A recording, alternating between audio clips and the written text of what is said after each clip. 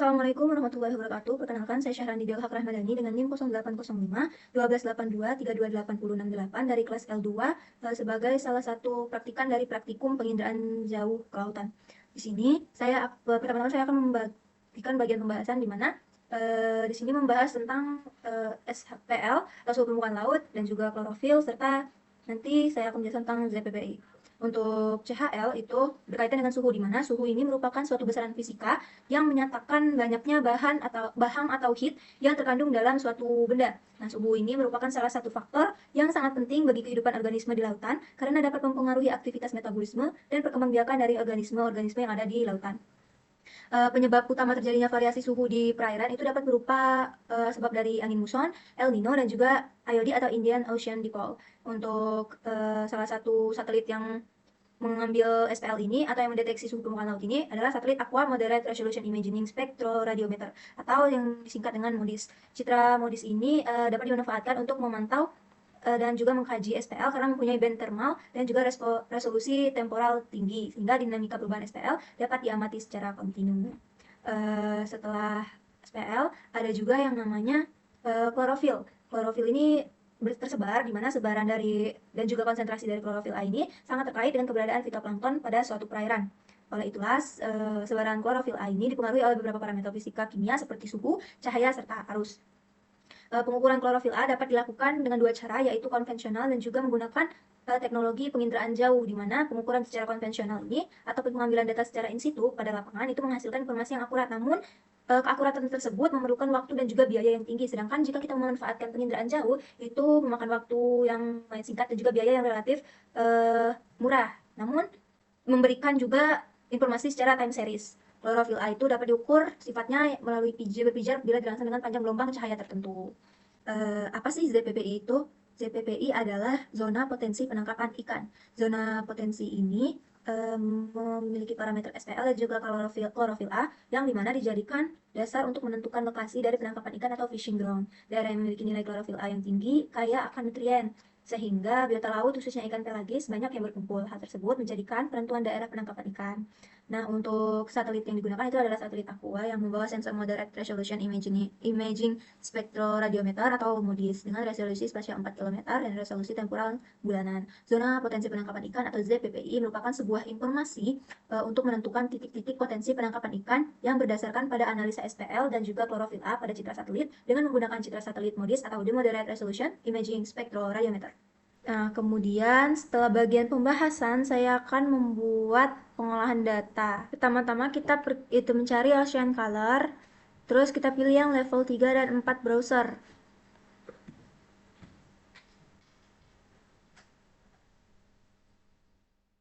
Nah, setelah itu, untuk produk status itu, untuk produk type-nya ini, kita pilih SST, atau Sea Surface Temperature. Untuk periodnya itu kita pilih saja yang monthly. Nah, untuk resolusi dari SST ini 9 km. Terus untuk datanya itu kita pilih tahun 2024 saja. Untuk bulannya kita pilih bulan mungkin November. Setelah itu untuk datanya itu dari bulan 1, terus end date-nya itu samakan saja 2024. Kita ambil datanya selama 1 bulan. Kemudian ini pilih 30. Setelah itu kita pilih ke extract or download data. Nah, ini di sini kita centang semua bitmap png. Kemudian kita download. Kita ambil yang link di sini. Yang kedua ini kita copy, terus kita paste ke sini. Enter. Tunggu. Data akan di-download. Nah, ini ada datanya sudah download. Kemudian setelah yang SST kita pilih yang klorofil. Ini untuk CHL. Terus kita pilih resolusinya itu 4 km untuk CHL. Kemudian kita download. Saya salin lagi yang ini. Copy, paste di sini. Enter. Nah, ini download lagi. Nah, setelah itu kita pergi ke SIDAS. Cari SIDAS. Kita buka. Oke. Nah, setelah itu kita pilih ke file. open product. Kita masukkan pertama kali itu yang SST dulu. Sini kan, kita pilih yang sininya, terus pilih yang di band. Nah, ini kita tampilkan. Nah, ini untuk SST. Kita bisa juga masukin yang CHL. Begini, band, kita pilih yang ini. Terus kita ke window, file horizontally. Nah, di sini kan udah. Terus untuk sinkronisasi, kita bisa pilih di sini. Nah, sini dia akan sinkron. Kemudian kita ambil saja di bagian Indonesia. Kemudian kita ambil mungkin bagian sini saja. Setelah itu kita pilih ini rectangle. Setelah itu kita yang di sini juga kita pilih rectangle. Mungkin di sini kita pilih saja yang hampir mirip ya. Nah, sini kan udah. Terus kita pilih yang ini di SST, klik kanan, terus export max pixel. Terus yang ini select max-nya kita pilih yang geometri. Terus kita klik OK. Nah, yang ini kita centang semuanya. Terus write to file, yang enter. Selesai. Terus yang di bagian chlorophyll juga kita klik export max pixel. Ini kita centang semuanya. Terus write enter. Setelah kedua data selesai, ini kan udah ada nih, jadi kita tinggal buka Excel. Kemudian setelah data disimpan, kita drag filenya pertama-tama dari yang SST dulu. Nah, ini sudah. Terus yang CHL juga kita drag. Oke. Setelah itu kita zoom yang SST terlebih dahulu. Nah, ini kan file dari SST. Kita hapus bagian-bagian yang tidak diperlukan. Delete. Terus yang ini juga di delete. Sisakan bagian longitude dan latitude serta IST. Kemudian bagian SST ini kita filter. Nah, setelah itu kita pilih yang di sini. Kita cari NaN. Yang NaN ini kita delete aja. Oke. Setelah itu kita select all. Kita klik OK. Apa sih nilai NaN itu? Jadi NaN itu nilai dari errornya. Setelah kita menghapus nilai error, kita save dalam bentuk txt. Oke, selesai. Setelah menyimpan dalam bentuk txt, kita pergi ke CHL. Nah, CHL ini sama seperti tadi, kita hapus dulu. Delete. Kita sisakan longitude, latitude, dan juga chlorophyllnya ini. Terus kita blok bagian chlorophyll. Kita pilih ke sort and filter, pilih filter. Dan kita klik di sini dan cari NaN. Oke, ini kan ada nih NaN-nya banyak tuh. Terus kita hapus saja. Nah, ini delete. Oke, setelah itu kita filter lagi, select all, kita klik OK. Udah kan? Kita save file. Bentuknya txt juga, save. Nah, setelah itu kita pergi ke ArcGIS. Nah, setelah buka ArcGIS, kita ke file, kita add data ID Kabu terlebih dahulu. Nah, setelah menambahkan ID Kabu, kita ke file, add data, kita add XY data, kita masukkan file yang SST terlebih dahulu, add, kemudian yang ini SST, kita edit datumnya, kemudian kita pakai WGS 1984, lalu klik OK. Udah kan di sini kita add data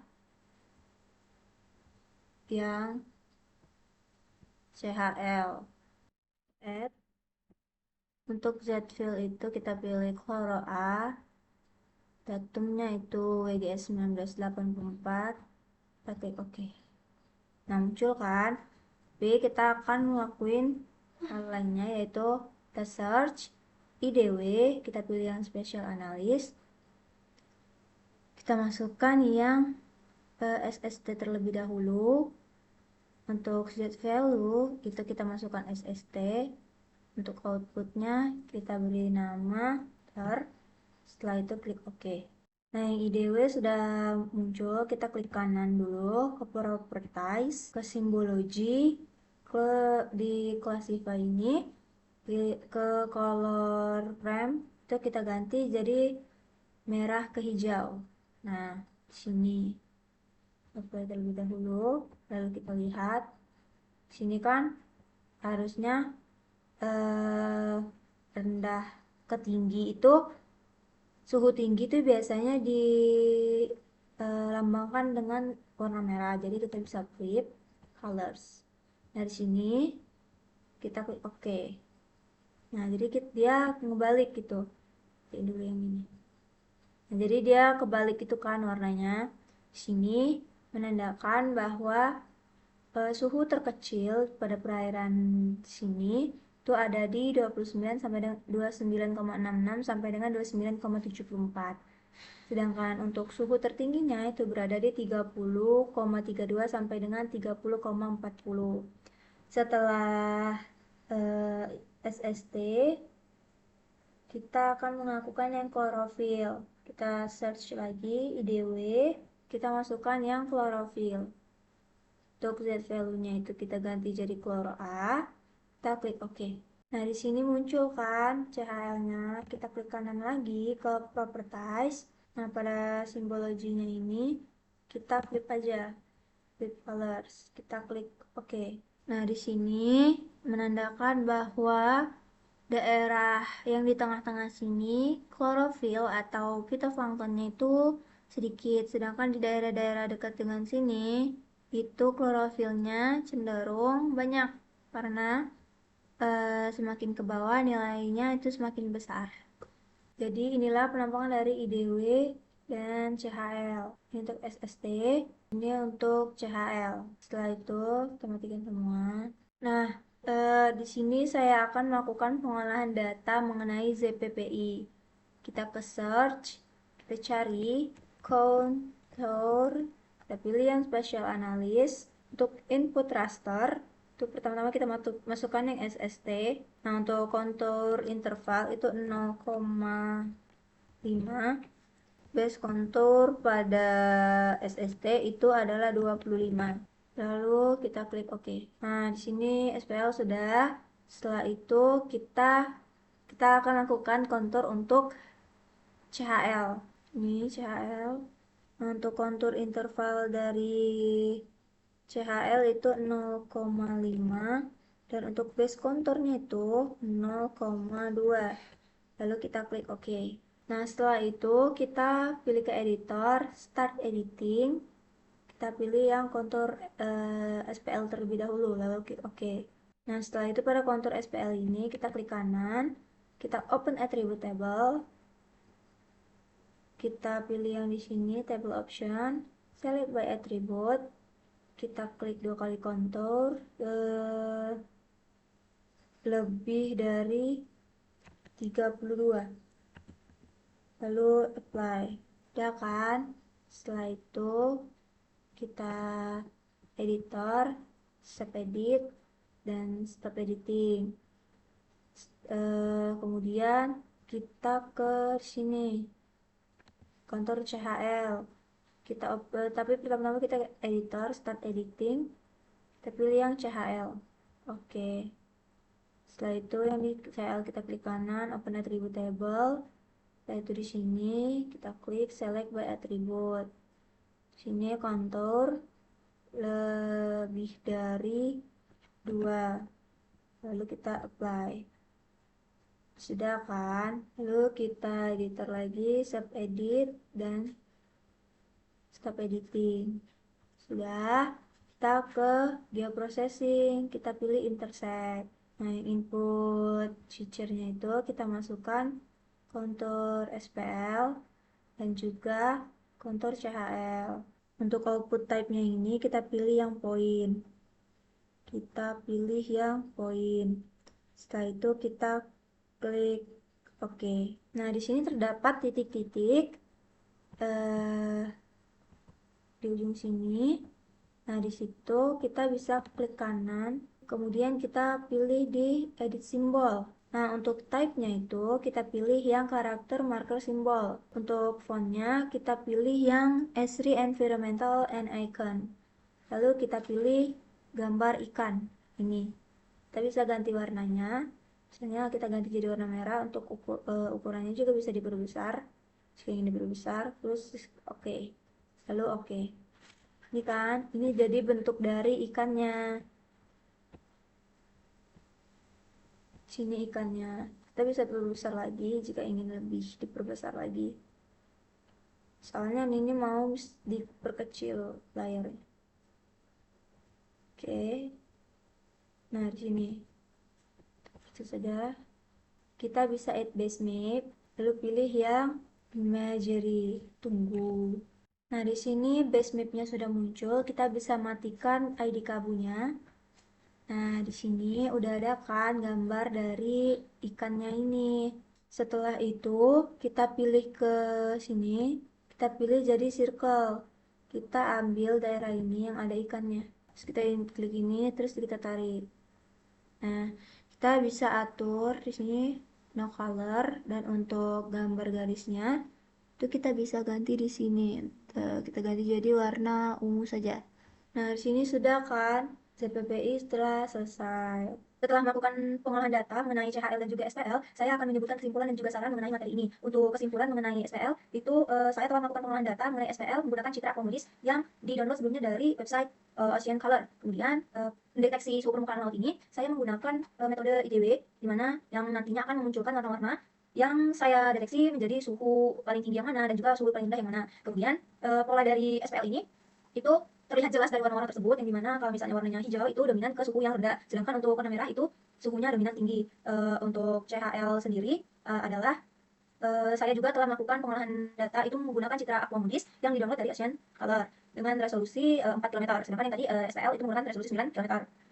Cara mendeteksi klorofil A-nya itu menggunakan IDW, yang dimana terdapat klasifikasinya tersendiri. Kemudian untuk pola klorofil A-nya juga itu ada warna-warnanya. Warna-warnanya itulah yang menentukan persebaran dari klorofil A. Untuk nilai data yang kecil itu berwarna putih, hampir putih, itu akan menunjukkan persebaran klorofil A yang sedikit, dimana pada pengolahan data saya itu berada di tengah-tengah perairan yang saya kaji. Sedangkan untuk klorofil yang tinggi itu berada di daerah pesisir. Baiklah, setelah pengolahan data telah selesai, maka selanjutnya adalah kesimpulan dan juga saran. Untuk kesimpulan dari ZPPI ini sendiri, yaitu saya telah melakukan pengolahan data, yang dimana dilakukan pengolahan data mengenai SPL dan juga CHL terlebih dahulu untuk menentukan zona potensi penangkapan ikan. Jadi, saya telah melakukan pengolahan data setelah melakukan IDW SPL dan CHL, saya melakukan kontur itu yang akhirnya pada intersect akan menghasilkan zona potensi penangkapan ikan. Nah, zona potensi penangkapan ikan menggunakan teknik penginderaan jauh, itu saya menggunakan satelit MODIS, di mana yang sudah di-download sebelumnya dari website Ocean Color. Setelah pembahasan pengolahan data, kesimpulan, maka dari itu tahapan terakhir dari laporan ZPPI ini adalah saran. Saran yang dapat saya berikan kepada pengolahan ZPPI ini adalah, saya harap pengolahan data yang ada di video ataupun di modul itu sesuai dengan saat di praktikumnya. Mungkin di praktikum itu cara menyingkatnya karena saya sendiri itu mengikuti tata cara yang dari praktikum, karena saya melihat dari video itu terdapat kesalahan pengolahan data, sedangkan saya sendiri tidak tahu letaknya di mana karena mengikuti tata cara dari video asisten. Mungkin sekian dari kesimpulan, saran, pengolahan data, juga pembahasan mengenai ZPPI atau zona potensi penangkapan ikan. Saya minta maaf apabila saya ada kata ataupun menyinggung. Saya akhiri, wassalamualaikum warahmatullahi wabarakatuh.